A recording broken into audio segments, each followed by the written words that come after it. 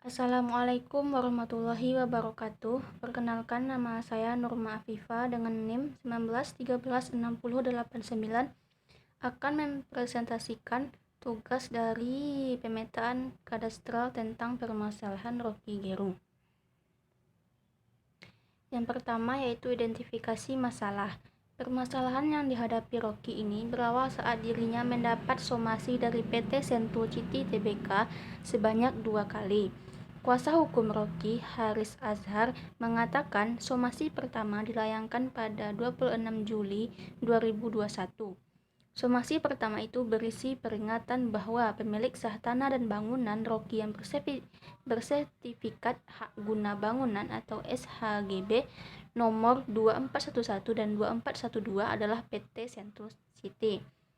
Apabila memasuki wilayah tersebut akan dilakukan tindakan tegas atas dugaan tindak pidana pasal 167, 170 dan pasal 385 KUHP pidana dengan ancaman maksimal 7 tahun penjara. Lebih lanjut, lewat somasi pertama itu, Rocky diberi waktu sebanyak 7 kali 24 jam untuk membongkar dan mengosongkan rumahnya. Jika Rocky tak menjalankan permintaan itu, pihak PT Sentul City akan meminta bantuan Satpol PP untuk merobohkan dan menertibkan bangunan tersebut. Kemudian Rocky kembali mendapat somasi pada 6 Agustus 2021. Isi poin-poin dalam somasi kedua sama seperti somasi pertama. Terkait hal itu, Haris mengatakan pihaknya menolak seluruh poin somasi dari PT Sentul City. Pasalnya, ujar Haris, Rocky telah menempati rumah tersebut sejak 2009. Menurut Haris, Rocky mendapatkan tanah dan bangunan di kawasan Bojongkoneng itu sudah selesai sudah sesuai prosedur hukum.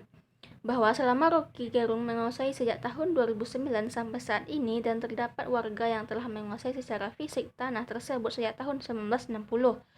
Tidak pernah ada klaim dari pihak manapun yang mengakui tanah tersebut adalah miliknya. Dalam surat tersebut, pemilik lama tanah dan bangunan, Andi Junaidi, menyatakan di bawah sumpah ia memiliki garapan seluas 800 meter persegi yang terletak di Bojongkoneng.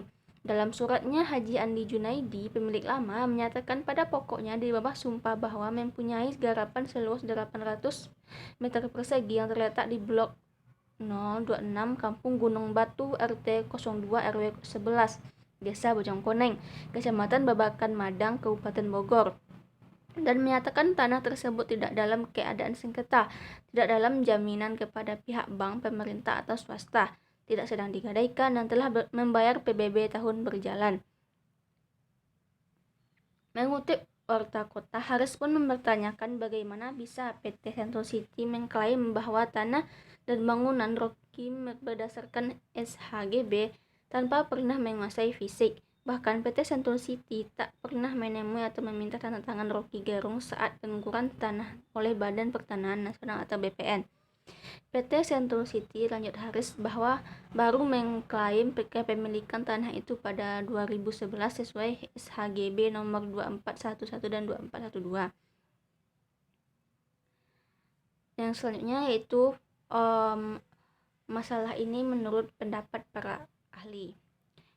Pengamat kebijakan publik Yusfitriyadi menyebut ada beberapa hal yang menjadi penyebab sengketa lahan di Desa Bojongkoneng, Kecamatan Babakan Madang antara Rocky Gerung dan Sentul City. Untuk legal standing Sentul City dalam kondisi ini jauh lebih tua dibanding milik Rocky Gerung, sehingga kemungkinan besar hal tersebut menjadi permasalahan di pihak Rocky yang dimana setiap permohonan sertifikat selalu ditolak. Yus mengatakan jika dirinya tidak akan masuk ke persoalan siapa yang salah dan siapa yang benar dalam kasus sengketa lahan ini. Malah dia cenderung menilai adanya permainan mafia tanah di dalam kasus sengketa lahan tersebut.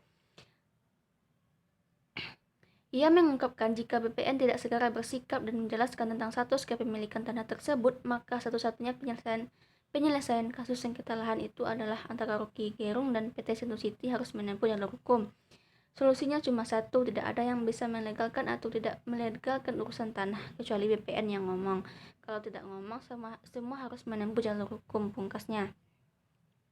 Nah, berikut adalah solusi dari menurut ahli.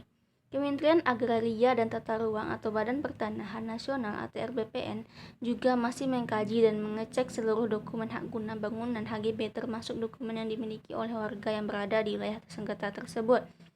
Menanggapi hal itu, Sekretaris Jenderal Konsorsium Pembaruan Agraria, Dewi Kartika mengatakan Kementerian ATR BPN harus melihat realitas di lapangan sebelum menerbitkan atau memperpanjang lahan hak guna usaha dan atau HGB kepada perusahaan.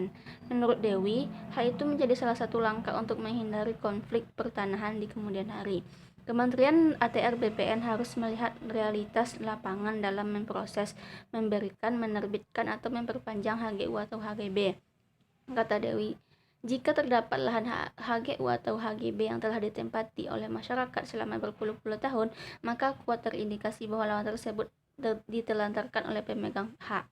Jika ada masyarakat sudah bertempat tinggal dan menggarap berpuluh tahun kemudian diklaim oleh perusahaan, maka kuat kemungkinan kalau perusahaan itu telah menelantarkan lahan yang dimilikinya.